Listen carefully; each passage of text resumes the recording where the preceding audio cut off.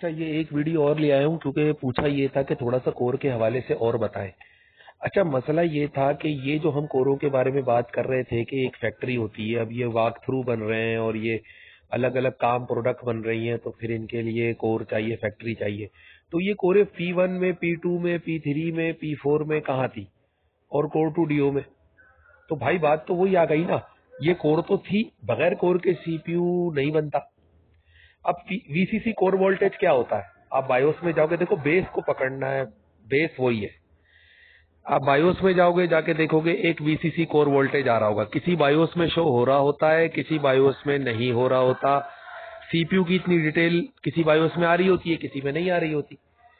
तो उसमें आप जाओगे, एक और होगा वीसीसी, इसको कहते हैं सीपीयू कोर वोल्टेज। अब P1 के अंदर ये एक ही होता था, P2 में भी वही होता था, वोल्टेज वही चल रहा है, इनका वोल्टेज नहीं बढ़ा है। P3 में भी वही था, P4 में भी वही था। अब एक चीज आई कोर टू डीओ। अब इससे पहले वीसीसी कोर वोल्टेज एक एक फैक्ट्रियों वाले सीपीयू थे, एक ही फैक्ट्री दी हुई है, एक प्रोडक्ट बना लो, अल्लाह अल्लाह खैर सल्ला। अब कोर टू डीओ में इन्होंने क्या करा कि इन्होंने वीसीसी कोर वोल्टेज के अंदर ही कुछ फैक्ट्रियां ऐसी दी जो वर्चुअल फैक्ट्रियां थी। वर्चुअल फैक्ट्रियां मिसाल के तौर पे कोर एक ही है, मगर वर्चुअली तौर पर वो 4 कोर का काम भी कर सकती है। लेकिन फिर अगर आप उसको 4 कोर से उसकी लिमिट से एक्सीड कर गए, उस सीपीयू की जो वर्चुअल फैक्ट्री वो दे रही है, एक झूठी फैक्ट्री, तो फिर वो सीपीयू भी फेल हो जाएगा। फिर क्वाड कोर लेना पड़ेगा। क्वाड कोर क्या है कि इसमें कुछ झूठी फैक्ट्री, वर्चुअल फैक्ट्री नहीं है, इसके लिए फैक्ट्रियां 4 फैक्ट्रियां अलग अलग बनी हुई है। कोर टू डीओ में क्या है कि इसके अंदर आप एक चॉकलेट फैक्ट्री है तो उसी फैक्ट्री से वो बिस्किट भी बना लेगा, उसी फैक्ट्री से वो जूस की फैक्ट्री भी बना लेगा, जूस भी बना लेगा, सब कुछ बना लेगा, लेकिन वीसीसी वोल्टेज उतना ही है। समझ रहे? लेकिन अगर हम क्वाड लेते हैं तो उसके अंदर हर फैक्ट्री में वोल्टेज अलग डिस्ट्रीब्यूट हुआ हुआ होता है, इसलिए उस सीपीयू में मसला नहीं आता। आप खुद सोचो ना, देखो क्वाड कोर टू डीओ के अंदर भी फैक्ट्रियां मौजूद है, मगर VCC the main reason, VCC तो एक ही आ रहा है। अब जब पीछे से पावर ही इतना आ रहा है तो फैक्ट्री उसी पावर के ऊपर 4 फैक्ट्रियां चल रही हैं, तो बस तो सीपीयू का जो वेफर है ना, वो उस एक ही वोल्टेज पे 4 आदमी का काम कर रहा है, 4 फैक्ट्रियों का काम कर रहा है। तो ये कोर टू डीओ की बहुत स्पेशलाइज क्वालिटी है। ये तो क्वाड कोर में भी नहीं है। क्वाड कोर भी वोल्टेज को अलग अलग कोरों के लिए लेता है, लेकिन कोर टू डीओ वोल्टेज को अलग अलग कोरों, वीसीसी एक ही आ रहा होता है, वो एक ही वीसीसी में 4 फैक्ट्रियां चला के दे देगा आपको।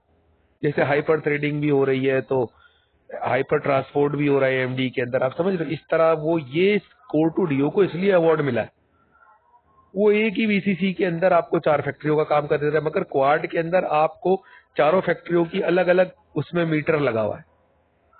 समझ रहे हो? तो हम बायोस में जाते हैं, ओवरक्लॉकिंग करने जाते हैं, तो हम देखते हैं कि VCC CPU core voltage factory का पावर है, तो वीसीसी को हम आज थोड़ा सा बढ़ा दें, क्या होगा?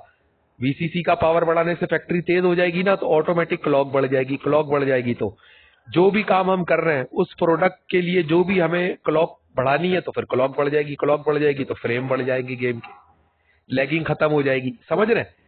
अब लैगिंग क्यों हो रही थी? क्यों? क्योंकि फैक्ट्री वीक थी। फैक्ट्री वीक थी, मैंने वीसीसी जाके बढ़ाया। अब मेरे पास प्रोडक्ट की क्वालिटी होनी चाहिए। अगर मेरे पास कोर टू डीओ की वीसीसी मैंने बढ़ाया है तो चारों फैक्ट्रियों में काम बढ़ जाएगा, क्योंकि वो एक ही वीसीसी यूज कर रहा है।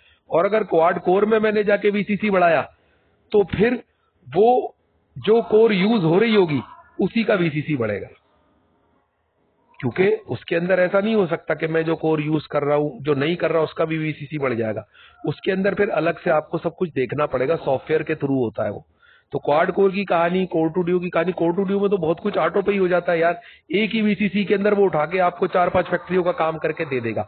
अब जितनी उसके वेफर में गुंजाइश है उतना ही करेगा। अब वीसीसी वोल्टेज में जितना हो सकता है उस वोल्टेज में उतना ही वो करेगा, उसके बाद उसमें भी प्रॉब्लम आ जाएगी या मेल फंक्शनिंग आ जाएगी। समझ रहे? लेकिन लैगिंग नहीं आएगी। कोर टू डीओ प्रोसेसर में ये क्वालिटी है कि लैगिंग नहीं आती। हाँ, वो ये आपको मेल फंक्शन का वार्निंग दे देगा कि भाई नहीं हो सकता, लैगिंग, आगे लैगिंग का इशू आ रहा है, इसलिए इस एप्लीकेशन को वो बंद कर देता है। समझ रहे? आपने ओवरक्लॉकिंग की, ओवरक्लॉकिंग की, वीसीसी बढ़ाना पड़ेगा। वीसीसी बढ़ाएंगे आप, ये ऑप्शन बायोस में आ रहे होते हैं। अगर ऑप्शन बायोस में वीसीसी का वो नहीं दे रहा, समझ रहे हैं, तो इसका मतलब वो ओवरक्लॉकिंग रिकमेंड कर ही नहीं रहा बोर्ड पे। वो बोर्ड ऑटो पे ही आपका ओवरक्लॉक हो रहा होगा। ऑटो पे नहीं हो रहा तो फिर वो रिकमेंड नहीं कर रहा। मदरबोर्ड इतनी अच्छी ओवरक्लॉकिंग उस पर रिकमेंड नहीं कर रहा।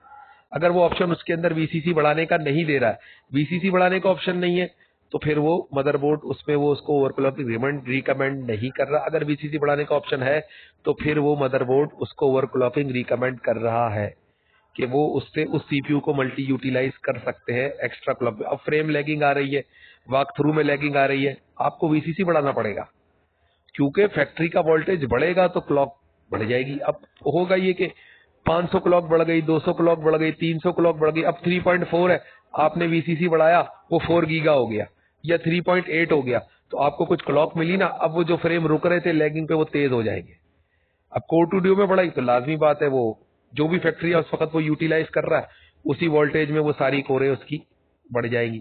अब क्वाड यूज कर रहे हैं तो फिर आप जो स्पेसिफिक कोर होगी जो उसका वोल्टेज है वो आपने बढ़ाया, वो अलग अलग आप बायोस में जाएंगे ना तो क्वाड के अंदर फिर वो हर कोर पे वोल्टेज अलग देगा ना बेटा।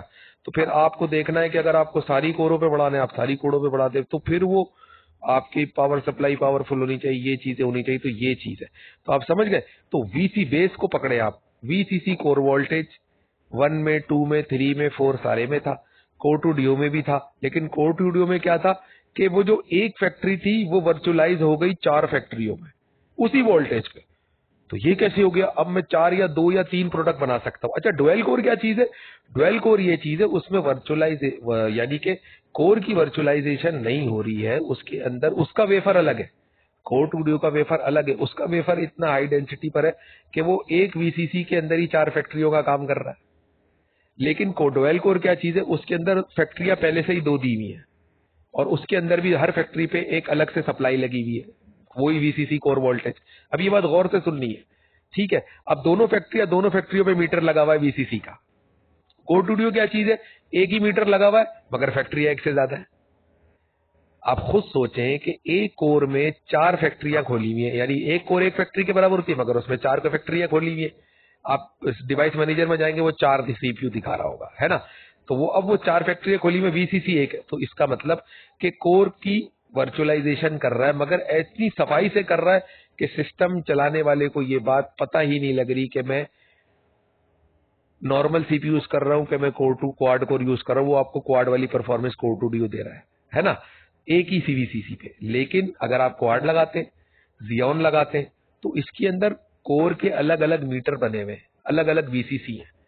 ये चीज जब वीसीसी अलग से मिल रहा है तो फिर तो फैक्ट्रियां एक से ज्यादा हो गई, आप समझ रहे हैं, उसी हिसाब से वो उसमें चल रहा है। तो बताने का मेरा मकसद ये है कि यहाँ ये वीसीसी आपका क्लियर हो गया। अब वीसीसी हो गया, आपने वीसीसी बढ़ाया, फिर आपको जाके रैम के अंदर भी आपको क्लॉक बढ़ानी पड़ेगी। उसका वो क्लॉक ऐसे नहीं बढ़ती जैसे कि आपकी रैम लगी हुई है 2 GB तो वो 667 है तो उसका एक फैक्टर होता है 5x 4x 7x जो भी टेक्नोलॉजी है वो आप बढ़ाएंगे तो एफएसबी की भी स्पीड बढ़ जाएगी। ये भी साथ जैसे ही आप करेंगे उसके बाद वो आपकी ओवरक्लॉकिंग क्रिएट हो जाएगी, ऑटोमेटिक बढ़ जाएगी। तो इस तरीके से होता है। तो ओवरक्लॉकिंग के लिए आपको वीसीसी को देखना है।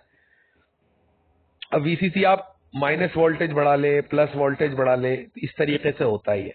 तो बताने का मेरा मकसद ये क्लियर हो गई होगी बात। तो कोर टू ड्यू आप लेने जा रहे हैं तो उसका वीसीसी कोर वोल्टेज एक ही आ रहा है बेटा।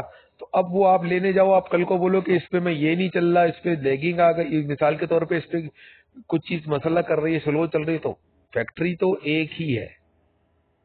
अब आप वर्चुअलाइजेशन जो उसके अंदर जो उसकी उसकी कोर की परफॉर्मेंस, वो जो एक फैक्ट्री वो इतनी जबरदस्त फैक्ट्री उसमें दी हुई है कि वो 4 फैक्ट्रियों का काम कर रही है, ऐसे के 4 अलग अलग हो। लेकिन जब वेफर की कैपेसिटी भर जाती है तो फिर पता लगता है सीपीयू कोर टू ड्यू है। लेकिन अगर क्वाड हो तो फिर पता नहीं लगता कि यार इसमें तो काम करे ही जाओ, कोरे ही कोरे आ रही है, 4 कोरे पड़ी हुई है उसके अंदर, समझ रहे हो। तो इस तरीके की बात है। तो बस ये यहाँ पर ये क्लियर हो जाता है। तो अब ये कोर टू ड्यू का बहुत जबरदस्त किस्म का इन्होंने वेफर मटेरियल बनाया है, इसीलिए सीपीयू को अवार्ड दिया है। क्वाड को अवार्ड नहीं दिया, जियोन को अवार्ड नहीं दिया, क्वाड कोर टू ड्यू को अवार्ड मिला ना सीपीयू को, वो इसीलिए मिला कि इन्होंने बहुत स्पेशलाइज वेफर वाला सीपीयू कोर है। क्वाड का भी अच्छा है लेकिन कोर टू ड्यू की जो बात है वो एक ही वीसीसी के अंदर काम निकालना ये बड़ी बात होती है। तो इस वजह से तो बहरहाल इसको क्लोज करते हैं वीडियो को, फिर इंशाल्लाह मिलेंगे। बहुत शुक्रिया। तो मैंने मेन बात आपको बता दी।